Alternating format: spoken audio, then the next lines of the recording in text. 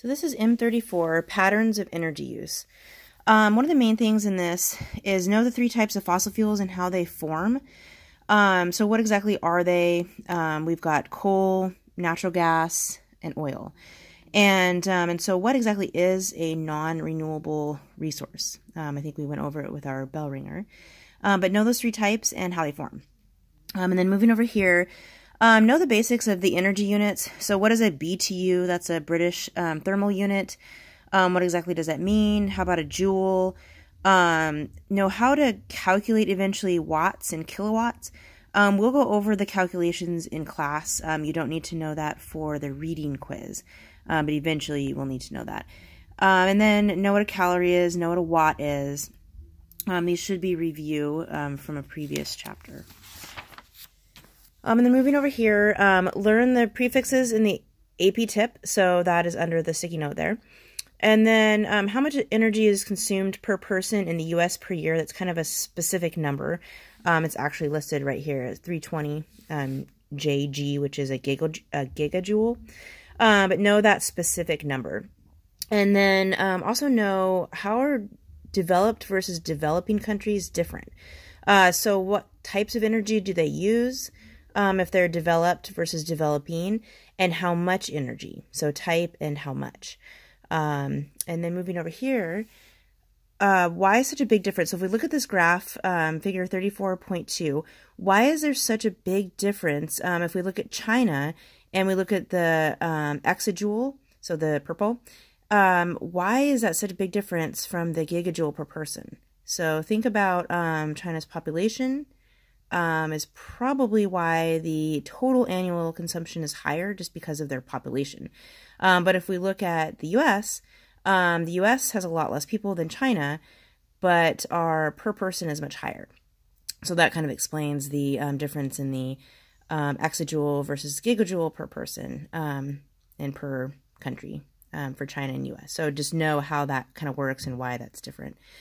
And then the other thing on here is know what a commercial and a subsistence energy source, what is that and how is it different? So know what subsistence means, that is basically survival, versus commercial is purchasing. So how is it different, especially in developing countries? How would commercial versus subsistence energy sources be?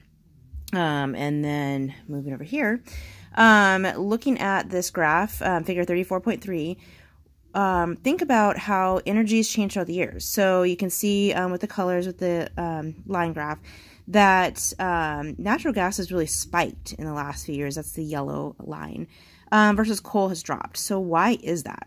There's something that we do that we can extract natural gas, and it's actually increasing the amount of natural gas that we have available here in the US. So what exactly is that?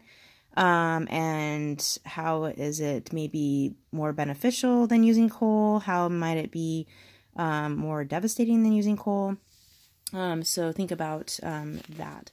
And then on this figure here, it says in the US, which sector uses the most amount of energy? So if we look at the graph underneath, so it's referring to that.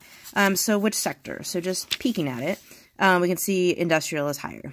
So just know industrial is higher. Transportation is right behind it. And then on this page, what kind of energy do we input from other countries? So what kind do we import from other countries? And then what's the percentage? So what kind and percentage?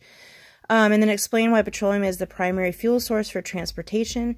Why don't we use other things? So what makes petroleum so beneficial for the transportation sector? And then over here, this figure 34.5, know where the energy losses are going. So why is there energy being lost and where? So all the little red arrows know why those are going out where they are. And then down here, you need to understand the EROEI, which is the return on energy investment. So energy return on energy investment. This will be something that you need to know eventually for the chapter test, but not for the reading quiz. So like I said, we will go over all the math in this chapter. So that will not be on the reading quiz. And then this last thing on this page, there was something that was brought up in the book. If a gas water heater is 60% efficient and the electric one is 100% efficient, why is it better to have the gas heater? And this has a lot to do with if your electric water heater is powered from coal. So if it's not powered from coal, if you have solar or something like that, then it may be definitely more beneficial. But why would it not be since it's powered from coal? So this has a lot to do with the energy efficiency moving along the line. So transmission line loss and all of that. So understand why, especially if it's powered from coal. And then over here on page 422, if we look at this table up here, table 34.1, what happens in this table if 4 people ride in the car? So we've got the megajoule per person per kilometer, and look at the passenger car. So driver alone, 3.6. So that's pretty high. And this is kind of like our energy that we were looking at last chapter with the different amounts of, or different kinds of food sources. And so this is just a number that's applied. It's calculated, but we will go over that later. So if we look at the passenger car, that's a driver alone. Well, what happens if you put 4 people in that car?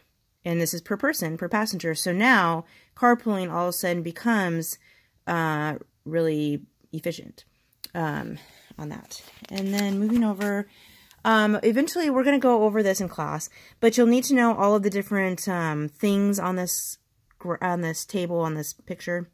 You'll need to know what exactly is going on each of these, and I'll give you a graphic organizer and we'll go over that. On this down here, it says, understand the difference between potential and kinetic energy. This, once again, is a review. It should be a review from probably other sciences as well.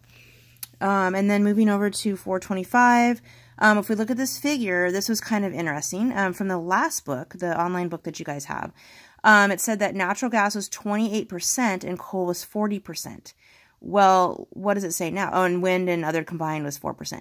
So now, look at the change. That's a huge change. So all of the other things, the wind and other renewable resources combined in your other book was 4%. Now wind alone is 5.5 and other renewable energy sources are 4. But look what's happened with natural gas. So natural gas has gone from 28% to 34%, and that's just in a 4-year span. So that's a huge difference, and this has to do with one of the other sticky notes. Why? So why has natural gas just skyrocketed? There's something that we do here in the U.S. To extract that. So make sure you know what that is. And then the last page here, 426. How does cogeneration increase efficiency? So basically, cogeneration, this is taking the fuel to electricity that we already generate, and then we're using the excess heat to create steam. So instead of just using the electricity and the heat just goes out in the atmosphere, we're capturing the heat and using it to produce steam, and that steam can help produce more energy, like through a turbine. So how does that increase efficiency? You probably already guessed. But how efficient is the transfer from fuel to electricity alone? So know what it is alone, which is right under the sticky note. And then know what it is when you have cogeneration. And cogeneration is something that's not fairly common. It's something that's not used that often, but know exactly what that is. All right. And that's it for M34.